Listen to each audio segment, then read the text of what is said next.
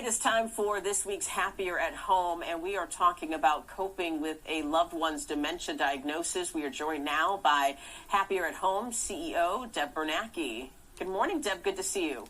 Good morning. Great to see you, Alexis. I know we had a little bit of a snafu yesterday, so I'm glad that you could join us today for a very important topic because a lot of families are dealing with this right now, and that is a loved one's diagnosis of dementia. Where does one start when trying to process this? Well, actually, what we are talking about today is loved ones passing away and leaving a spouse that has dementia.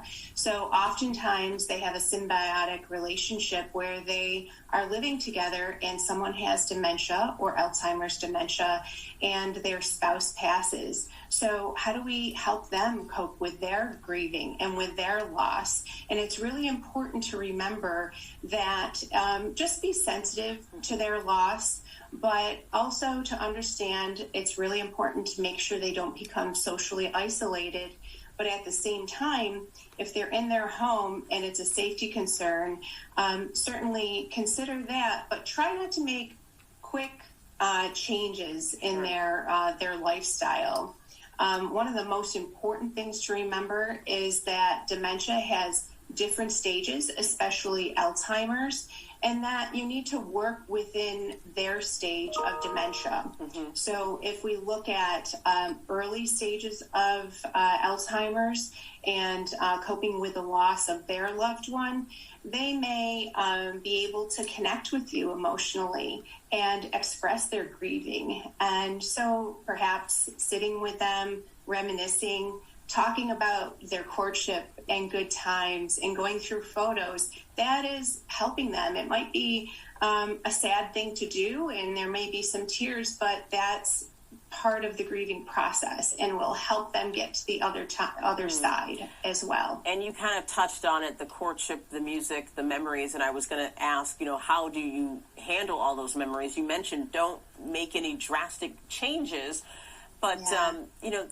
I imagine that's just hard if there's photos hanging around and, the person might not necessarily remember that, that person has passed and maybe that was their main caregiver.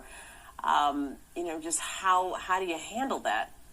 So, especially with late stages of dementia, you're right. They may not be able to comprehend or understand that that person actually has passed. Mm-hmm. So, not fighting them and continually correcting them, because that would be like telling them that their loved one died over and over and over again. Right. So, one of the things that is such an incredible gift is music. So music enables them to open up the connectivity to present and be able to maybe express in a way that they feel emotionally inside that they're not able to communicate verbally or show physical signs of overtly. So music, if you know of their music they listen to throughout their courtship or even as they were growing up. I know in my household, we always had like Simon and Garfunkel playing or something like that. It brings back great memories and it just helps them to connect with you. Yeah, music has such healing power. Quickly, where can people go for more advice on how to handle this delicate situation? Go to our website, happieratHome.com, and we'll put this blog up and you can connect with us and ask any questions.